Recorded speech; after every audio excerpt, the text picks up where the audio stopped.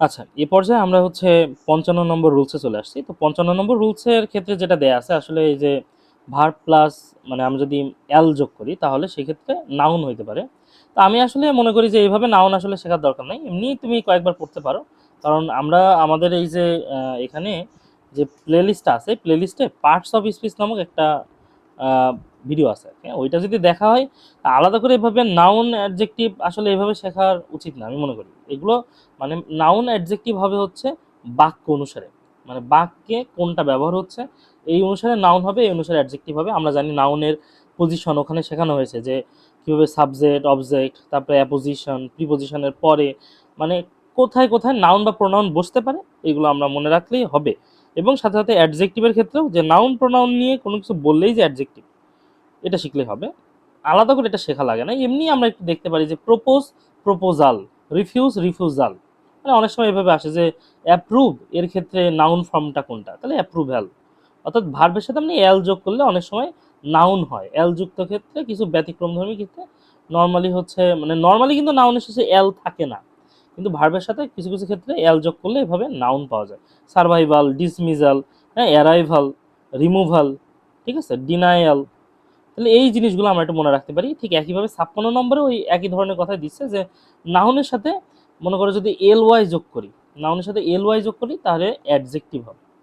তাহলে নাউনের সাথে অ্যাডজেক্টিভ এটাও আমরা ওইভাবে আসলে মানে মনে রাখবো কিন্তু বাক্য হিসাবে, আবার বলতেছি বারবার, এভাবে আসলে একবার রিডিং দেওয়া যায় কিন্তু এমনি মনে রাখবো হিসাবে। যেমন কিং এর সাথে এল ওয়াই যোগ করলে কিংলি, তাহলে যদি কোশ্চেন আসে যে কিং এর অ্যাডজেক্টিভ ফর্ম কোনটা, এমসিকিউ দেয়া আছে, নেক্সট কয়েকটা অংশ দেয়া আছে, তাহলে কিংলি কিংলি হবে।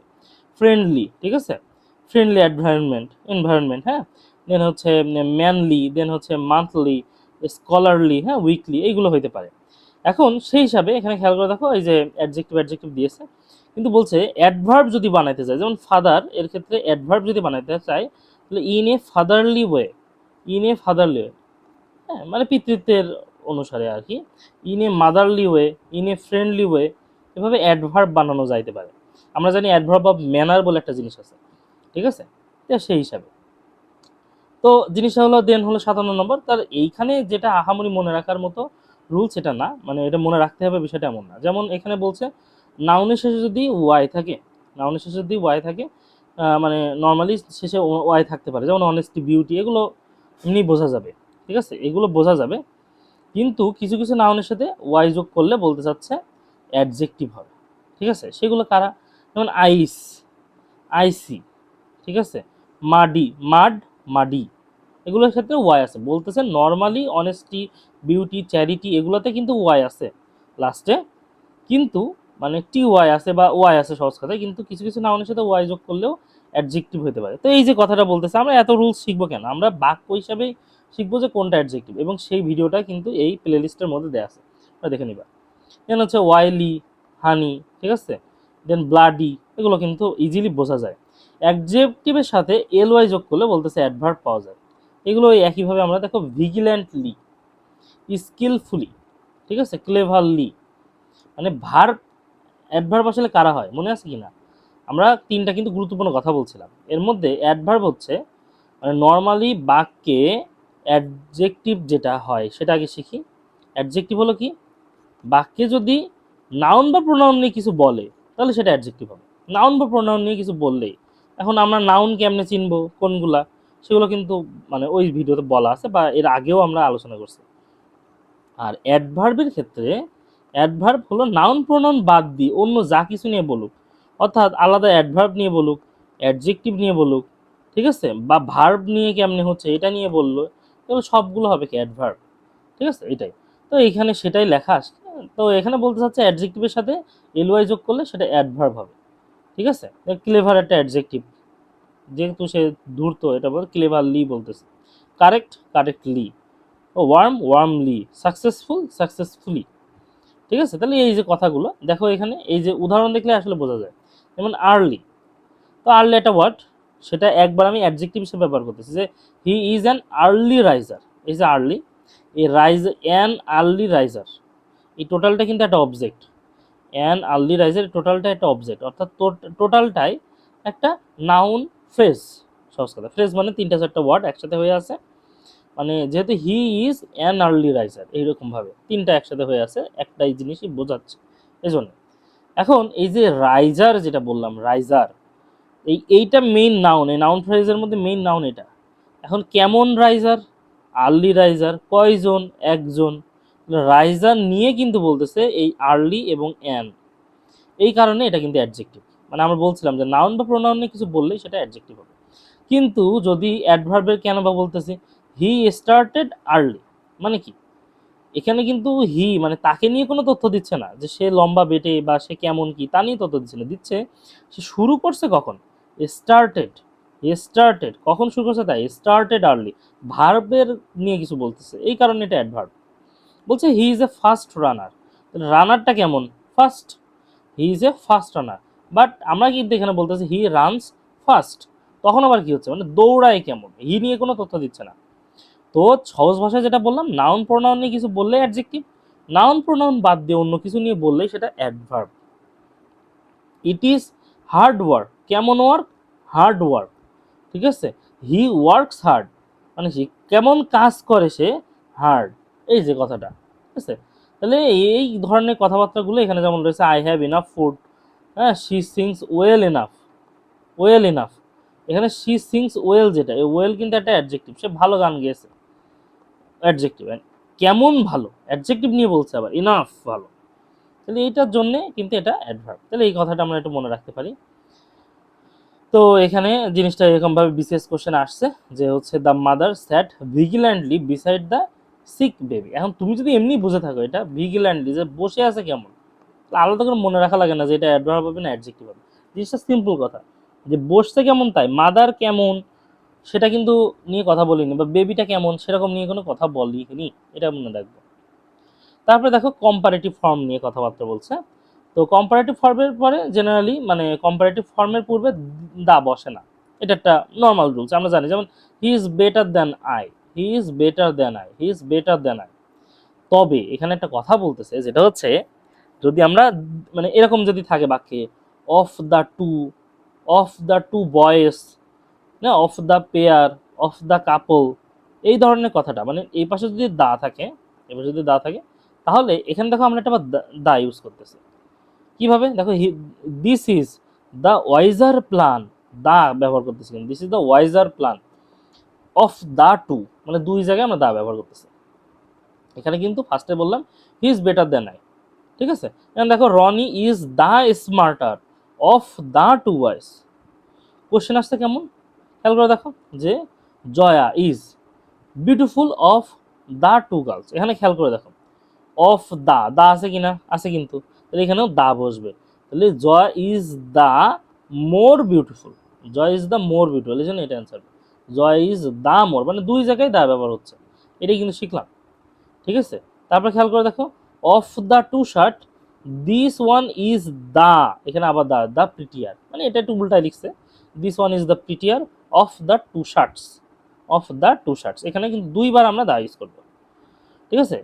এখন আমাদের এখানে কথা বলতেছে যে ডাবল কম্পারেটিভের মানে যত সব বাক্য যত তত বোঝালে সেগুলোর ফলে দা বসে, এগুলো আমরা এমনি পড়ছি, the more you read, the more you run learn, হ্যাঁ, যতই পড়িবে ততই শিখবে। The harder he tried the easier it become, ঠিক আছে, দুইবারই আমরা দা ব্যবহার করতেছি, দুইবার মানে ডাবল কম্পারেটিভের ক্ষেত্রে। তাহলে এখানে অ্যান্সার কি হবে, the longer I live here, ঠিক আছে, the more I like it, the more মানে দাটা থাকবে আবার, ঠিক আছে, দামর। এখানে আবার এটা ভুল, দেখো এখানেও হইতে পারতো কিন্তু ডু আই দিছে, এরকমটা হবে না, আমরা কিন্তু কোনো অক্সিলারি ভার্ব সামনের দিকে নিয়ে আসতে বলিনি, আমরা বলছি যে নর্মালি দা থাকবে, the more I like it, ঠিক আছে এটা। তারপর বলছে দ্য মোর হি স্লিপড, ঠিক আছে, দ্য মোর, দ্য মোর আবার দ্য মোর চলে আসছে, irritable he become, the more, আমাদের এই দাটা খুঁজতে হবে, ঠিক আছে। এখানে কিন্তু মোস্ট দিছে, মোস্ট হবে না, মোরই হবে, মানে আমরা কম্পারেটিভ ফর্মে দেখব, ঠিক আছে। তাহলে এটা গেল। দেন আমরা যদি পড়ি যে হচ্ছে বাই দিস টাইম, ঠিক আছে, বা বাই টাইম বাক্যে থাকলে আমরা বলতেছি এটা কি হবে, এটা হলো ফিউচার পারফেক্ট টেন্স হবে। তাহলে খুবই গুরুত্বপূর্ণ একটা কথা, বাই দিয়ে সেখানে একটা টাইম দেওয়া আছে, যেমন বাই 2015, ঠিক আছে, 2015 I will have worked for IDB 5 years, এইখানে যে কথাটা আমরা দেখলাম ফিউচার পারফেক্ট হইতে হলে ফিউচার পারফেক্ট হবে বাই দিয়ে কোনো কিছু বুঝলে এখানে কিন্তু উইল হ্যাভ ওয়ার্কড আমরা ব্যবহার করতেছি। উইল হ্যাভ মানে ফিউচার পারফেক্টের নিয়ম অনুসারে সাবজেক্ট প্লাস শ্যাল উইল, ঠিক আছে, প্লাস হ্যাভ প্লাস ভার্বের পার্টস পার্টিসিপল, এভাবে ব্যবহার করতেছি। By 2020 I will have worked for this firm 15 year. তাহলে এই যে কথাবার্তাগুলো আছে এগুলো একটু দেখলাম। বাই দিয়ে টাইম থাকলে জেনারেলি সেটা ফিউচার পারফেক্ট টেন্স হিসেবে আমাদের বসাইতে হবে। বাই দিস টাইম থাকলে বা বাই দিস টাইম থাকলে, যেমন এখানে ব্যবহার করছে যে he will have reached Dhaka, he will have reached Dhaka. দেখো এটা ফিউচার পারফেক্ট টেন্সের সংজ্ঞা অনুসারে হচ্ছে বা গঠন অনুসারে বাই দিস টাইম আছে তাই, বাই দিস টাইম আছে তাই। এরপরে একটা কথা বলতেছে যে প্রাণী যদি ডুবে যায়, এরকম ডুবে যাওয়া বোঝালে বসে হলো ড্রং, কিন্তু বস্তু ডুবে গেলে সেটাতে সিঙ্ক হবে, সিঙ্ক হবে। সিঙ্ক মানে ডুবে যাওয়া, ড্রোন মানেও ডুবে যাওয়া, কিন্তু কোনটা কখন বসবে? প্রাণী ডুবে গেলে হবে ডাউন এবং বস্তু ডুবে গেলে হবে হলো সিঙ্ক। তাহলে এখানে দেখো দ্য শিপ ড্রোন, তাহলে এখানে কিন্তু শিপটার ড্রোনড হবে না, কারণটা কি বলতো? ওই যে এটা কিন্তু প্রাণী না, তা হবে কি শিপ স্যাঙ্ক, মানে সিঙ্কের ক্ষেত্রে আসবে আর কি এখানে শিপ, দ্য শিপ সাঙ্ক, ঠিক আছে। তাহলে এইখানে এই যে কথাগুলো গেল। দেন হচ্ছে the Dove is sinking in the pond, ঠিক আছে। তাহলে এখানে ইজ সিঙ্কিং, এই যে কথাটা বলছে সিঙ্কিং তো হবে না, প্রাণী বোঝাইলে অবশ্যই ড্রাউনিং আসবে, ঠিক আছে। The Dove is drowning in the pond. এখন দেখো আরো একটা সহজ বিষয়, সেটা হচ্ছে কোনখান আমরা হ্যাং বসাবো, কোনটাতে হাং বসাবো।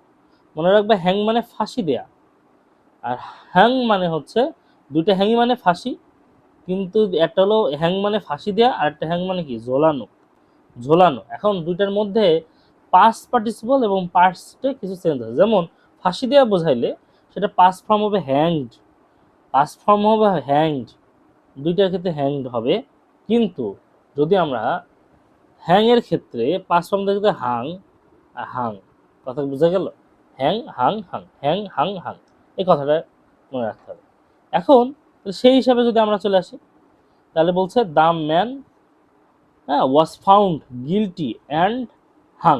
তাহলে হাং কি বসাবো? এটা তো গিলটি যেহেতু, তার মানে তাহলে ফাঁসি দেওয়া হয়েছে, ফাঁসি দেওয়া হলে কি হবে? হ্যাংড। এটাই কিন্তু শিখলাম, এটাই শিখলাম। আর ঝোলানো বললে হাং। যেমন mother hanged the clothes, hang the clothes হবে না, এটা ফাঁসিতে ঝোলানো বোঝাচ্ছে, তাহলে হাং হবে, মাদার হাং দ্য ক্লথস।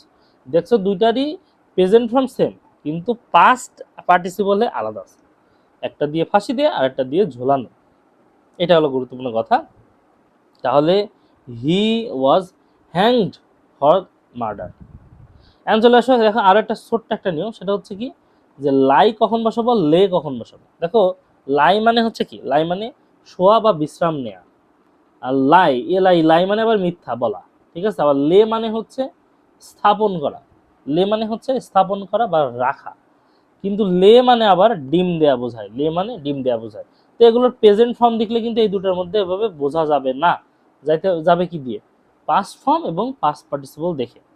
তো লাই এর ক্ষেত্রে যেটা আমরা শোয়ার কথা বলতেছি, বিশ্রাম নেয়া, বিশ্রাম নেয়া, ওর পাস্ট ফর্ম হচ্ছে দেখো লে, বোঝা গেল কথাটা। কিন্তু বাকি যে কোনো কিছু পাস্ট ফর্ম, লাই বলি আর লে বলি, দুইটারই পাস্ট ফর্ম কিন্তু দেখছো সবই কিন্তু লাইড। যাক ওটা বিষয় না, আমরা এখন দেখবো লাই এর পাস্ট ফর্ম কি, সেটা হচ্ছে লে। লাই এর পাস্ট পার্টিসিপল ফর্ম কি? লেইন, পাস্ট পার্টিসিপল ফর্ম হচ্ছে লেইন।